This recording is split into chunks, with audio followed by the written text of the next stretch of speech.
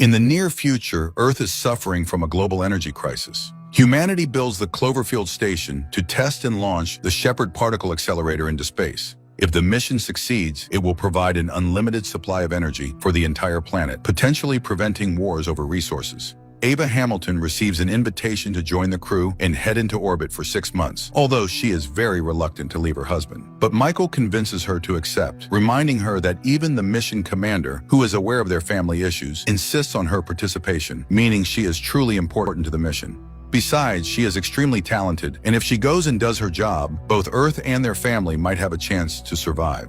The Shepard team travels into orbit and begins the experiments. However, the initial tests bring no success, and the crew ends up spending 2 years on the station, continuing their trials. Ava contacts Michael every day, and her husband tells her about the worsening situation on Earth. Oil wars are escalating, energy sources are nearly depleted, and as a result, hunger, disease, and social collapse are spreading.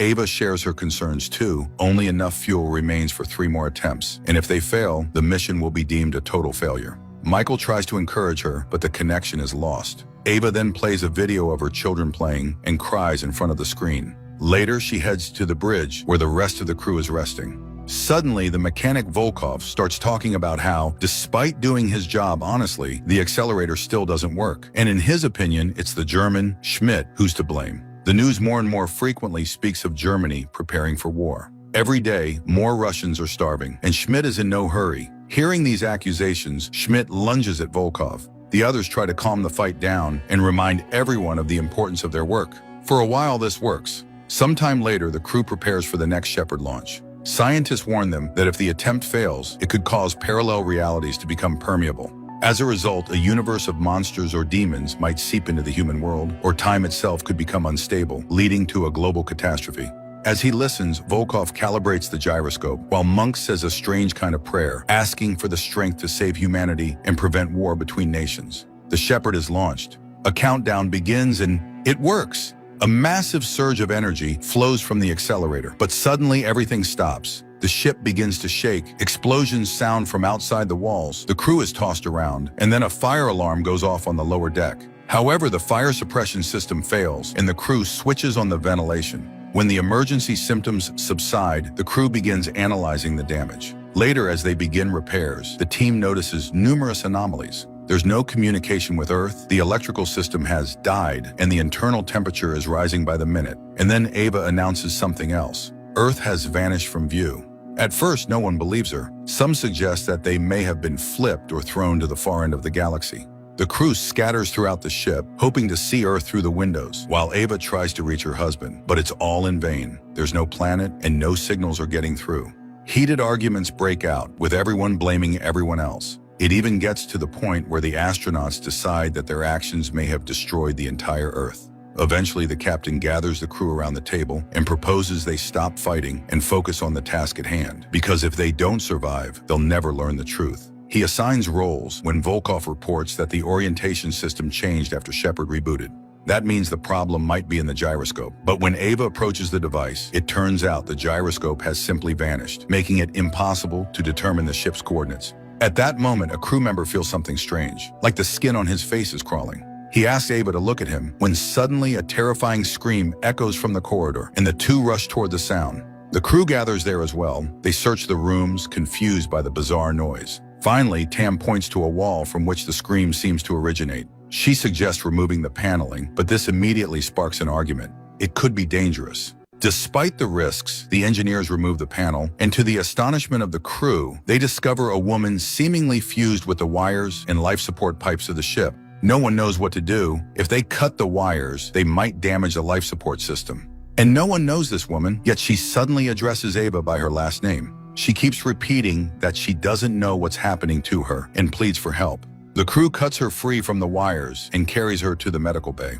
When they cut open her clothes, the astronauts are horrified. Wires are running through her body, causing her intense pain. She is sedated with a strong injection. Meanwhile, on Earth, Michael hears explosions outside. Checking social media, he reads posts suggesting the end of the world has begun. Many people write that they need to flee the city. Michael calls his hospital. He knows he's needed there, but no one answers. Back on the station, the crew continues arguing about the strange incident with the woman, possible ways to save the ship, and how to find Earth.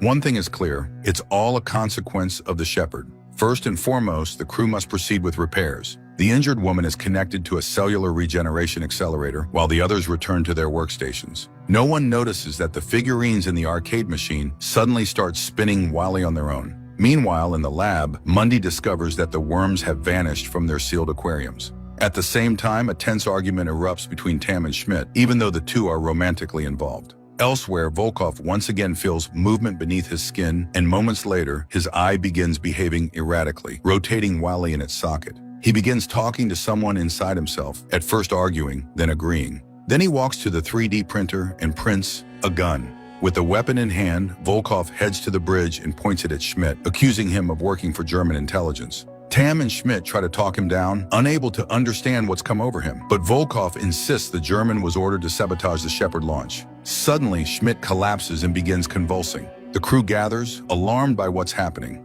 Volkov then vomits out the missing worms from the lab and dies. The astronauts are still in shock, and no one notices that the woman they found in the wires appears in an old photo of the previous crew, and just then she regains consciousness. The woman says her name is Mina, and the last thing she remembers is going to help Mundy. She says she's been on the station for 2 years, with the same crew, except Tam. Ava insists Tam built the Shepherd, and without her, the process would have been impossible. But Mina claims it was she who created it. Her crew has been trying to activate the accelerator for 2 years without success. She also says Ava is her best friend and stayed on Earth. And most importantly, no one should trust Schmidt, who sabotaged the experiment to help Germany win against Russia. Enraged, the commander storms into Schmidt's workspace, beats the German, and locks him in a compartment, declaring he has decoded messages that fully prove his guilt.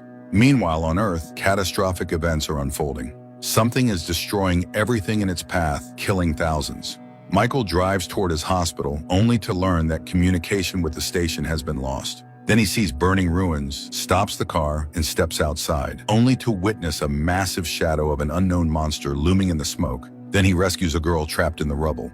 Meanwhile, on the ship, Mundy is repairing a wall panel when suddenly his arm gets sucked into the wall, and then it's simply torn off. Shocked, the crew rushes him to the medical bay, where Mundy calmly moves the stump, feeling no physical pain. The crew realizes they're living under some new set of rules, but what are they? At that moment, the doors to the compartment where Schmidt is locked suddenly open, and he sees Mundy's severed hand moving on its own. He contacts the crew and asks them to gather on the main deck. The crew arrives and manages to trap the rogue hand under an aquarium. Schmidt proposes a theory. 2 universes have collided at a single point, merging into one another and fighting for dominance, creating chaos. Mundy then notices the hand, which seems to want to write something. Given a pen, the hand writes a message suggesting they should open up Volkov's body. The astronauts head to the medbay. Tam performs the operation, and inside Volkov, they discover the missing gyroscope. With it, they're able to determine their coordinates. Somehow, the ship has ended up in another part of the solar system, but now they know where to go. Ava immediately receives transmissions from Earth. Unfortunately, the news is grim. A global war has been raging for 14 months, and the Cloverfield station is presumed lost, believed to have crashed into the ocean.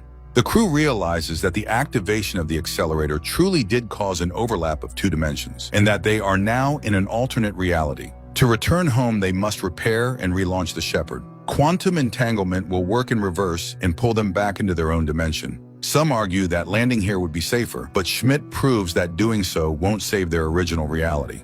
Meanwhile, on Earth, Michael is driving the rescued girl to a hospital, only to receive word that the clinic has been destroyed. He's told to find a safer place. Michael contacts a friend with a shelter, drives there, and administers medical help to the girl. Back on the station, Mina thanks Monk for his professionalism and shares her theory about the accident. She reminds them that escaping her reality will trap her in theirs. Tam, meanwhile, suggests inspecting the ventilation system since it activated just as everything started breaking down. She enters the compartment and finds a water leak. Schmidt is relieved that the malfunction has been identified, but Tam becomes trapped in an airlock that rapidly fills with water. She manages to send out a distress signal, and the crew rushes to her aid. But the doors are jammed, and no matter how hard they try, they can't open them. Instead, the external hatch gives way under water pressure. The compartment depressurizes, and Tam instantly freezes in the water that turns to ice. The crew is in shock. With the loss of Shepherd's creator, their chance of returning home is gone. But then Ava remembers Mina. Meanwhile, on Earth, Michael receives confirmation that the station has truly vanished. He asks authorities to help locate the girl's parents when suddenly a terrifying scream erupts outside.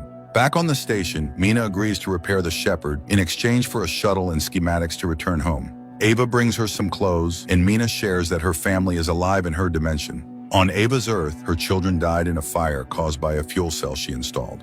Mina plays a message from Ava 2's family, where Ava 2 never joined the mission because everyone was alive. Meanwhile, after calculating all options, the crew decides to temporarily shut off the oxygen supply to divert power to the accelerator. A distressed Ava tells the captain she'll do whatever it takes to bring the crew home, but she will stay behind to warn Ava 2 about the fire hazard. Later, Mundy heads to the designated compartment and begins the shutdown. Suddenly, strange magnetic activity erupts. Wires seize him, oxygen ignites, and half the station is violently ripped from the command module. The detached section clings to the main structure and begins spinning it around, increasing the risk of total destruction. The crew realizes they must jettison the ring to save the accelerator. The commander, Ava, and Monk head outside. With great difficulty, they manage to reach the partially detached section of the station. There, the captain realizes the necessary operation must be done manually. He sends his friends back, then yanks the release valve and vanishes into space along with the debris. On Earth, Michael is informed that the girl's parents have been found. He records a message for his wife, asking her to give their relationship another chance. Back on the station, Ava assumes command and gives the order to launch the Shepherd. She hands the ignition key to Monk and then heads for the escape pod, accompanied by Mina. But suddenly, Mina knocks Ava out, grabs a pistol, and heads to the bridge. The truth is, Mina wants to keep the station running, replacing the one in her world that fell into the ocean and save her Earth. She makes the decision to seize the station. She kills Monk and takes the launch keys. Ava regains consciousness and chases after her, just as Mina wounds Schmidt. Seeing Ava, Mina reminds her of the choice. Kill 3 people here to save 8 million in her world. How could anyone do otherwise? She raises the pistol, but Schmidt intervenes, and the keys end up in Ava's hands. Ava flees, and Mina shoots Schmidt again, then gives chase. She knows Ava has nowhere to hide on what's left of the station and plays a recording of Ava's children to lure her out. Struggling with the temptation to remain in a world where her children are alive, Ava ultimately decides to return to her own reality. She defeats Mina by ejecting her through a shattered viewport into space.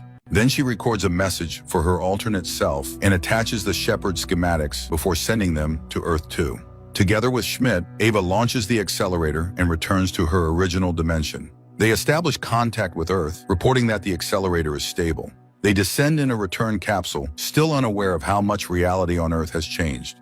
Michael is told the station has been found and that Ava is coming home. He screams in despair, "She must not come back here." As he tries to stop the landing, Ava and Schmidt's descent capsule breaks through the clouds, and a towering monster lifts its massive head and lets out a hellish roar. The Cloverfield Paradox is the 3rd film in the franchise about the collision of worlds, continuing the story of humanity's struggle against threats from parallel dimensions. And who knows how it will all end?